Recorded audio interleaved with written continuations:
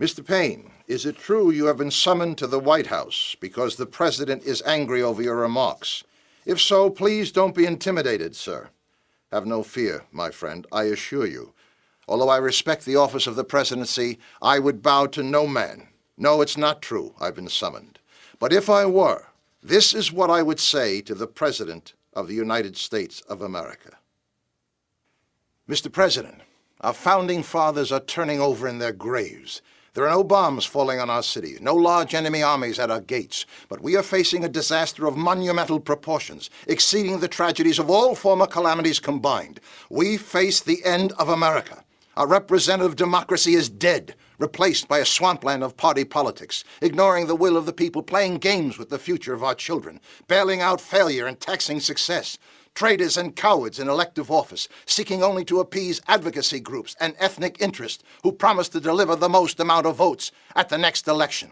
Let us not be fooled, sir, that a failed economy is the central issue. It is not. The economy will rebound, but the issue is how much more dependent on government to satisfy your every need will we be when it returns? And can a nation that no longer teaches the principles of our founding fathers, lest they offend some special interest, ever regain its soul? Please, sir, look beyond the economy of numbers at the causes that are eroding our national unity. Our citizens are being buried alive in burdens never authorized by our Constitution and our founding documents. The corruption of the judiciary, with judges now dependent on the will of political parties. Our sons and daughters subjected to death and bodily injury in foreign countries without a formal declaration of war, which would ensure they go to battle with the full support of we the people, and not the whim of spineless leaders in Congress, advocating cutting their funds and playing politics with their lives. Have we not learned, sir, America cannot accomplish the mission without we, the people, being an equal partner in the fight? A military asked to win those wars, but condemned for collateral damage, lest we be criticized by countries who either work against democracy's interest or refuse to fight for themselves. The heart and soul of our economy, small businesses, paralyzed by government regulation and control over every aspect of their existence.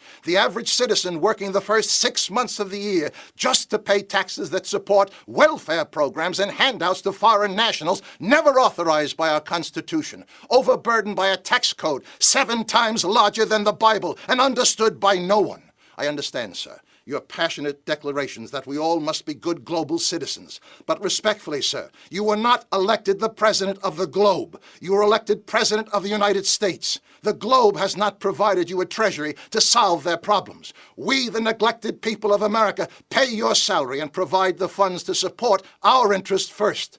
If your house is on fire and your wife and children are in danger, would there be any question as to where your immediate allegiance should be? Is it not common sense to put your nose to the American grindstone first? And remember, sir, we're broke.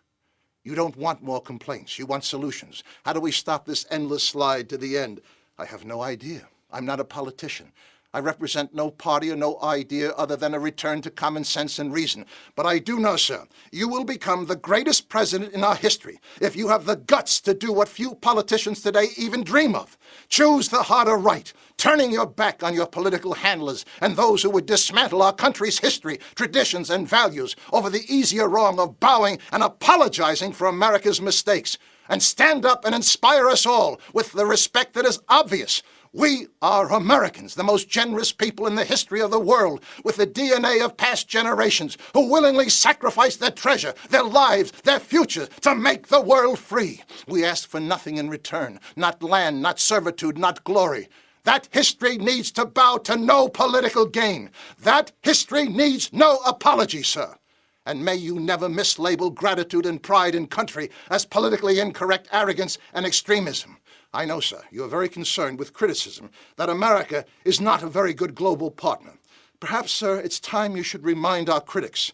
Americans were the first people to shed their blood fighting for global freedom. There would be no possibility of globalization if it were not for the contributions of the United States of America.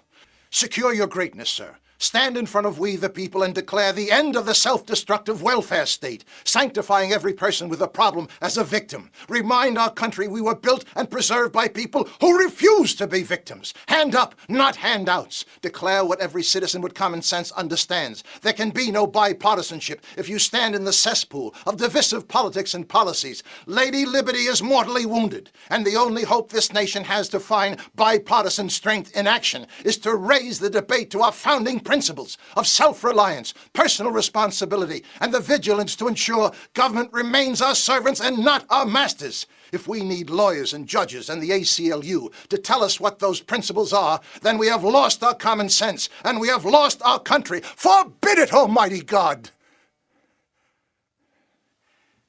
It's time for all of us to earn what we have been taking for granted too long.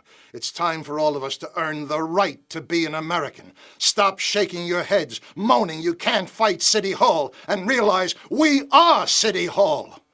God bless our country, and may God give you, sir, the strength and the wisdom to turn away from your apology tours and stand up for America. It's the right thing to do, sir. My name is Thomas Paine. Semper Fi, Mr. President. Semper Fi.